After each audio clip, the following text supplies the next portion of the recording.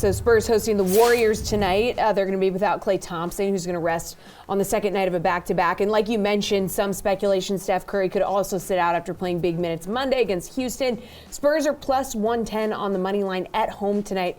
So Garion, Chaser fade San Antonio pulls off the victory. I mean, it really just comes down to Curry, honestly.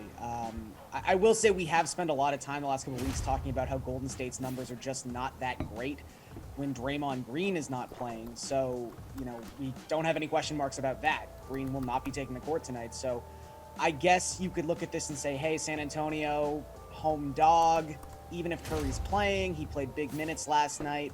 Maybe we don't get the full version of Steph Curry. Maybe taking them as underdog is a half-decent idea. I just worry that really the Spurs haven't had too many amazing victories. Yes, their defeat of the Bulls was nice, but when you look at their last 15 games, their point differential is really hanging by the fact that they just crushed Oklahoma City.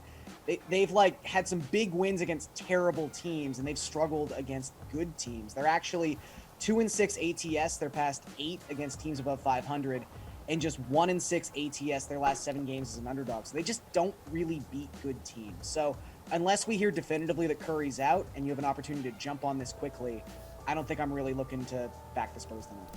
Well, Nick, you're not going to get plus 110 if Curry is ruled out. So what do we think? Well, I don't know what to think about Curry. I mean, the line moved up to Warriors -2 from Warriors -1 earlier today. So maybe, those Curry concerns have been quelled to some degree. But, of course, no Klay Thompson either way tonight. And I certainly wouldn't be surprised if they held Curry out. So we're kind of in wait-and-see mode here. But like Garion said, I mean, San Antonio, 500 against the spread at home. Golden State, 500 against the spread on the road this season. So there's not a lot of data there. But it is tough to trust the Spurs team. I mean, it feels like they're a cut above the truly bad teams in the Western Conference, and they are, but they don't have a ton of great wins to hang their hat on, and Golden State does. But watching Golden State recently, they've squeaked out some impressive wins. Games where Curry hasn't played all that well. But the way that they're currently playing and the way they're currently constructed with Draymond Green out, I don't necessarily trust this team against a competent team like the Spurs that doesn't have a great record, but still has a pretty nice roster. I think DeJounte Murray on Stephen Curry, if he plays, is an interesting positional matchup.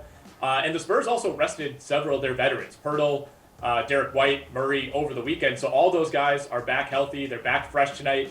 Meanwhile, Warriors come in on the second half of a back-to-back. Yeah, they beat Houston last night. Yeah, Curry, kind of snapped out of that slump. But, I mean, that game was probably a little bit closer than it should have been. And honestly, we've seen enough of a sample from Curry that he's been legitimately bad in 75 to 80%, of their last 30 games or so. I'm not quite ready to say he's back just because he had a good game against Kevin Porter Jr.